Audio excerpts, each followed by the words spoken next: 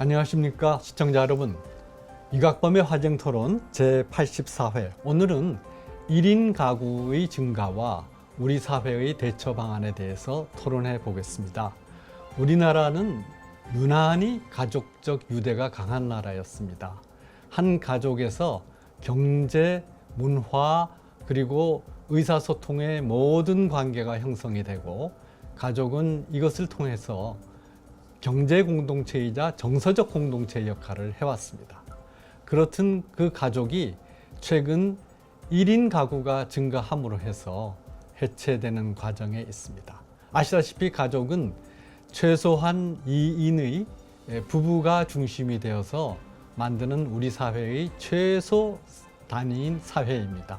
그 사회가 해체되면서 이제는 말없는 1인, 이거를 영어로 lonely crowd, 고독한 군중이라고 그러는데, 이 고독한 사람들이 만나는 사회로 바뀌고 있습니다. 이러한 상황에서 우리가 이 문제를 어떻게 바라보고 제대로 대처 방안을 마련할 것인지 오늘 전문가 두 분 모시고 말씀 나누도록 하겠습니다. 오늘 이 자리에는 강남대학교 사회복지학과 김수환 교수님 나오셨습니다. 감사합니다. 그리고 구글 코리아의 마케팅 매니저인 윤정원님 나오셨습니다. 감사합니다. 1인 가구가 급격히 증가한 이유가 무엇입니까? 연령대별로 보면은 거의 모든 연령에 걸쳐서 이제 1인 가구 증가하고 있는 걸 알 수 있습니다. 그래서 젊은 세대 같은 경우에는 결혼을 하지 않거나 굉장히 늦게 하기 때문에 1인 가구가 증가하고요.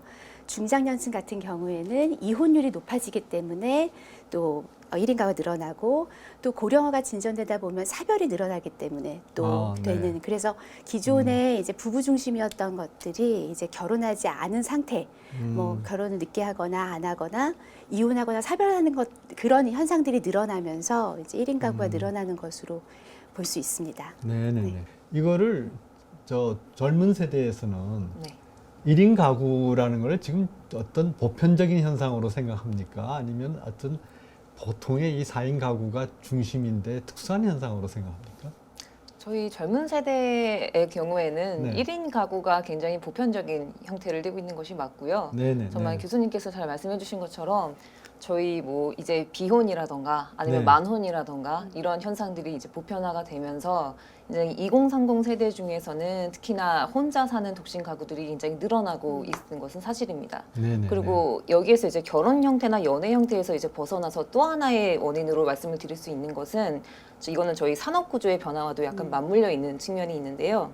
옛날에 농경사회라던가 아니면 산업화 시대에서는 예를 들어 제조업이나 조선업 같은 경우에는 수출이 용이하고, 혹은 조선업은 정말 배를 만들어야 하는 산업이기 때문에 이런 바닷가에 있거나 아니면 대규모의 공장 부지를 확보하기에 용이한 저렴한 부지인 뭐 경기도라던가 지방에 이런 공장을 만드는 경우가 많았었습니다.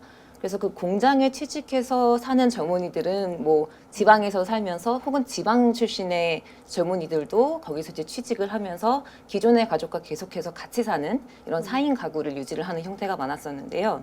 저희는 지금 저희 회사도 마찬가지지만 이제 IT 회사들이 굉장히 많이 늘어나지 않았습니까? 네네. 근데 이제 이런 IT 회사들은 더 이상 뭐 저렴한 공장 부지라던가 아니면 뭐 수출이라던가 이런 물리적인 것들에 대한 중요성이 감소를 하게 되었고요. 그것보다는 오히려 어떤 그런 인재들이 많이 몰려 있는 어떤 도심권이라던가 아니면은 이런 아이디어라던가 자본이 활발하게 교환되는 시장 가까이에 있는 것이 굉장히 중요한 팩터가 되었기 때문에, 그래서 이런 굉장히 중요한 경제 활동을 일으키는 주체들이 도심권에 점점 더 몰리게 되었고, 그리고 그런 IT 산업 쪽은 젊은 층을 굉장히 빠르게 흡수를 하고 있기 때문에 지방에 살고 있던 젊은이들도 모두 도심권에 올라와서 혼자 자취를 하게 되는 경우가 굉장히 많아지게 됐습니다. 그래서 이런 어떤 거대한 물결 속에서 1인 가구가 늘어날 수밖에 없는 필연적인 이유가 있었다고 봅니다. 아, 그렇군요. 1인 가구가 이렇게 증가하게 되면은 우리가 체감할 수 있는 사회적 변화는 어떤 것이 있습니까? 가장 주변에서 많이 볼 수 있는 어떤 변화라고 한다면은 이런 1인 가구를 위한 소비 인프라, 그리고 네. 생활 인프라가 계속해서 만들어지는 것들인데요. 사실상 1인 가구는 다가족 가구에 비해서 소비 성향이 높습니다. 네, 그렇기 때문에 네. 앞으로 우리 사회에서 소비를 주도하는 계층의 굉장히 중요한 축으로 떠오르기 때문에 우리 이런 자유시장 경제에서는 기업들이 굉장히 발빠르게 우리 1인 가족의 니즈에 맞는 상품들을 내놓게 됩니다. 그리고 또 한 가지 굉장히 우리 생활에 밀접한 관계가 있는 것이 좀 부동산인데요.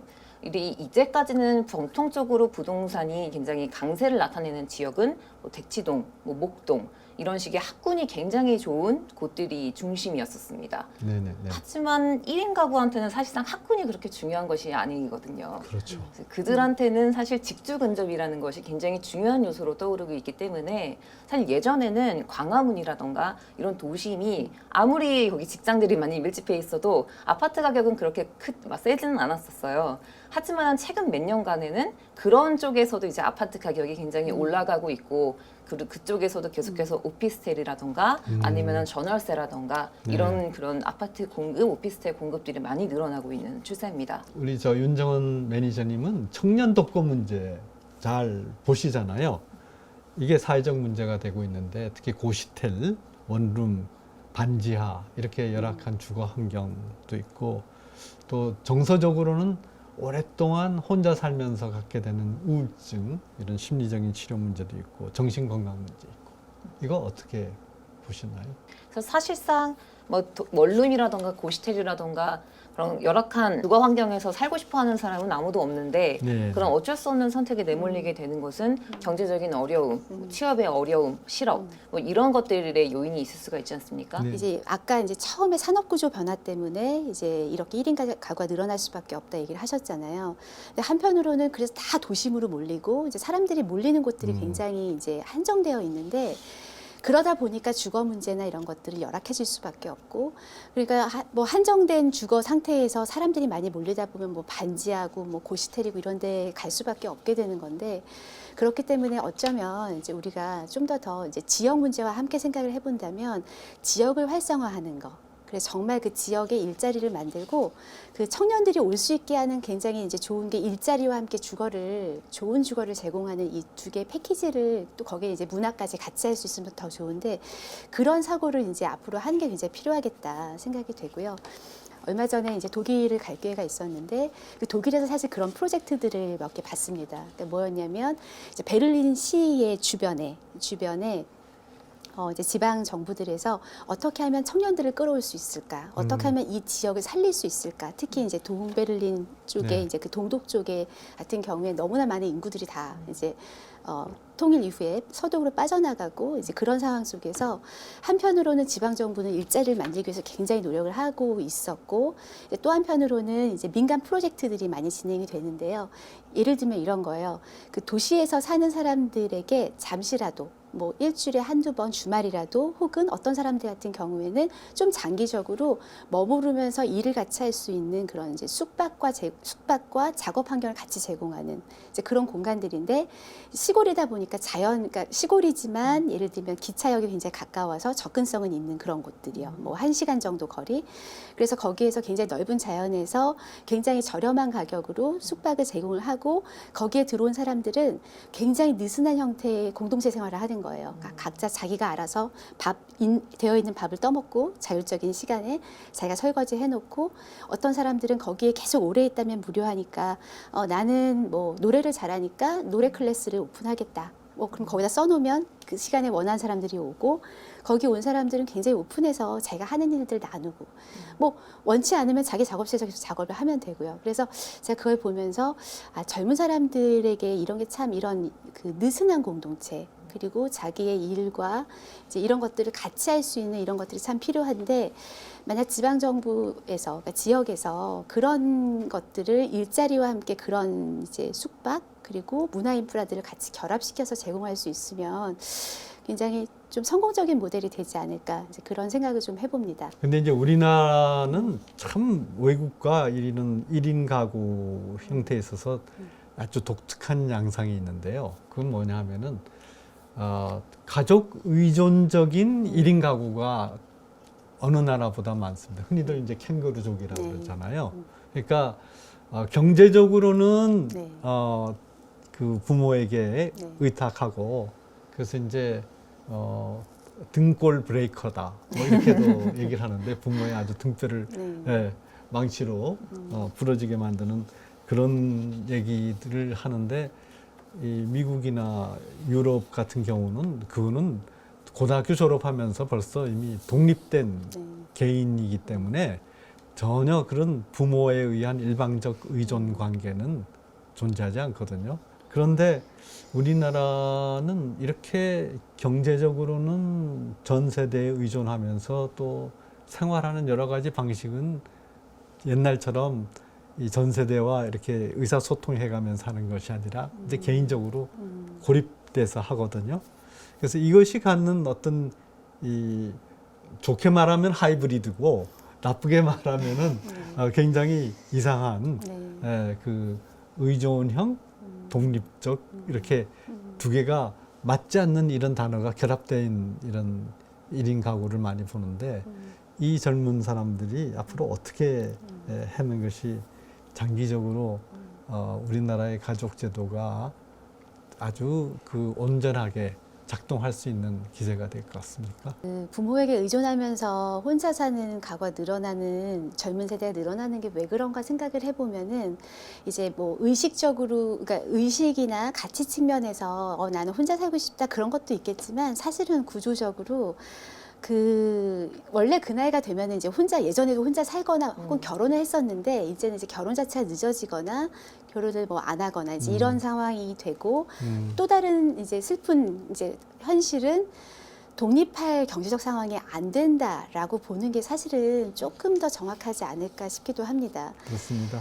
그러니까 청년들 같은 경우에, 그러니까 이미 이제 예를 들면 대학을 지방에서 이제 서울이나 아니면 수도권으로 이전을 해온 친구들 같은 경우에 그때부터 이제 자취생활이나 이런 것들을 하기 시작하는데 그러고 나서 이제 뭐 이미 수도권으로 왔는데 다시 직장을 가지러 지방으로 내려가는 거는 부모님께도 면이 안 서고 하니까 어떻게든 거기서 취업을 해보려고 하는데 자리는 잘 없고 그러면 이제 뭐 아르바이트나 이런 거를 하면서 주위에 정말 중소기업들을 하시는 분들 보면은 정말 아직도 구인난이다 라고 얘기도 또 한편 하시거든요.